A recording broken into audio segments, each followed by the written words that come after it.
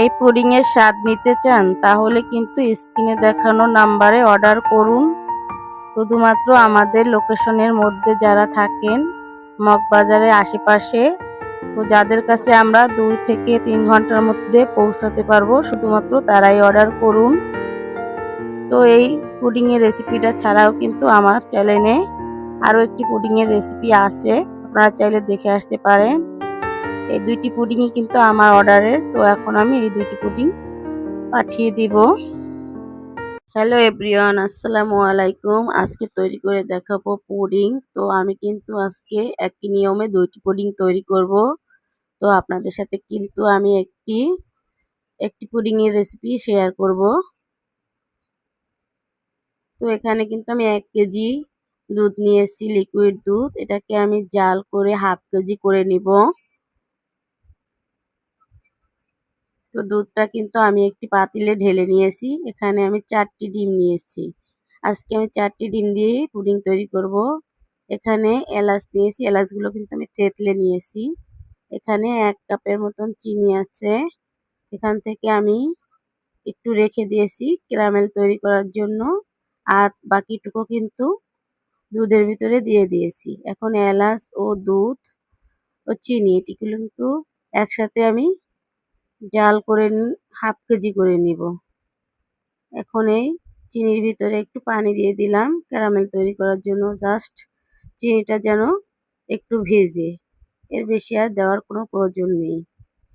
তো আমি আজকে ক্যারামেলটা কিন্তু পুডিং এর বাটিতেই তৈরি করছি। আপনারা চাইলেও অন্য পাত্রে তৈরি করেও কিন্তু বাটিতে ঢেলে নিতে পারেন, কিন্তু বাটিতে তৈরি করলে কিন্তু সেক্ষেত্রে চিনিটা খুব কম লাগে।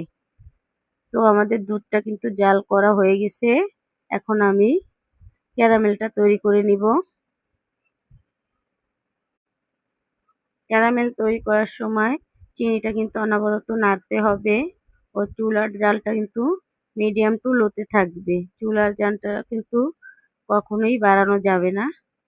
তো দেখেন, এই যে এরকম বাবুল উঠে আসলেই মনে করতে হবে যে আপনাদের ক্যারামেল প্রায় হয়ে আসছে। তো এখন আমি একটু বাটিটা ধরে ঘুরিয়ে ঘুরিয়ে দিব। তো এই ক্যারামেলটা কিন্তু আপনারা যেরকম কালার চান সেরকম কালার আসার আগেই চুলা থেকে নামিয়ে নিতে হবে, না হলে কিন্তু পুড়ে যাবে। তো এদিকে কিন্তু আমাদের দুধটাও ঠান্ডা হয়ে গেছে।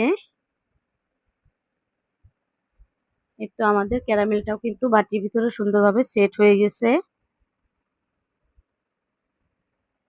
এখন দিয়ে দিচ্ছি সামান্য একটু লবণ। এখন এই ডিমগুলো কিন্তু এই দুধের পাতিলেই আমি ভেঙে দিয়ে দিব। এখন একটি উইংসের সাহায্যে কিন্তু আমি ডিম ও দুধটা ভালোভাবে ফেটিয়ে নিব।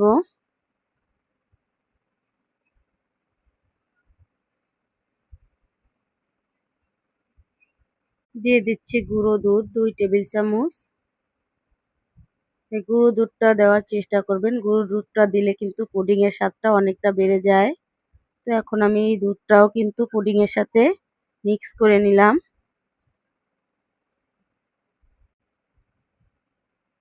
দেখেন দুধটা কতটা ঘন হয়েছে ও কালারটা দেখেন হলুদ বর্ণের হয়ে গেছে। এখানে আমি 1 কেজি দুধকে জাল করে হাফ কেজির চাইতেও কম করে নিয়েছি। দেখেন কালারটা কিন্তু কত সুন্দর হয়েছে। এখন আমি এই দুধের মিশ্রণটা একটি চালনির সাহায্যে চেলে নিব, যাতে করে এর ভিতরে কোনো রকমের লাম্পস না থাকে।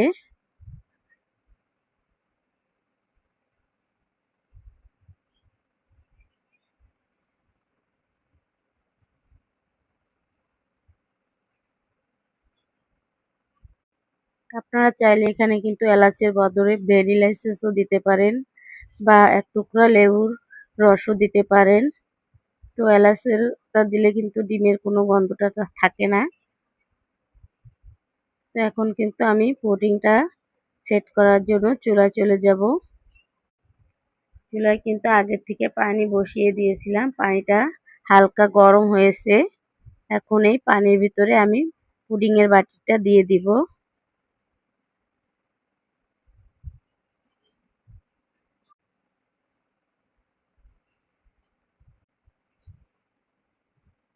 এখন আমি একটি ঢাকনা দিয়ে ঢেকে দিলাম। এই তো আমাদের পুডিংটা মনে হয় হয়ে গেছে। এখন আমরা ঢাকনাটা খুলে দেখব। এরকম একটি শাঁসলি কাঠি দিয়ে বা টুথপিক দিয়ে চেক করে নিবেন। যদি কাঠিটা একেবারে ক্লিন বের হয় তাহলেই বুঝতে পারবেন যে পুডিংটা পারফেক্টলি হয়ে গেছে। এই পুডিংটাকে কিন্তু আমি ১ ঘন্টার জন্য ফ্রিজে রেখেছিলাম। তো ফ্রিজ থেকে ১ ঘন্টা পর কিন্তু আমি বের করে নিয়েছি। এখানে এই যে আমি আগেই বলেছি ২ টি পুডিং তৈরি করব একই নিয়মে। তো আমি কিন্তু ২ টি পুডিং তৈরি করেছি। এই পুডিং ২ টি কিন্তু আমার অর্ডারের। আপনারাও চাইলে অর্ডার করতে পারেন। তো এখন আমি পুডিংটা মোল্ড আউট করে নিব।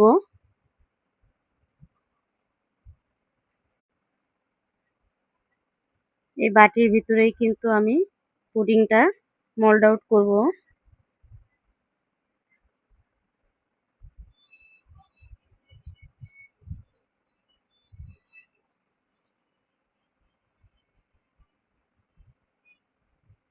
তো দেখেন কত সুন্দর কালার হয়েছে।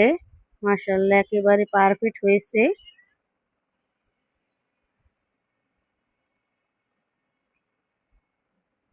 তো আমার এই পুডিংয়ের রেসিপিটা যদি আপনাদের ভালো লেগে থাকে তাহলে লাইক, কমেন্ট, শেয়ার করে অন্যকে দেখার সুযোগ করে দিবেন ও আমার চ্যানেলটি সাবস্ক্রাইব করে আমার সাথে থাকবেন। সবাইকে ধন্যবাদ।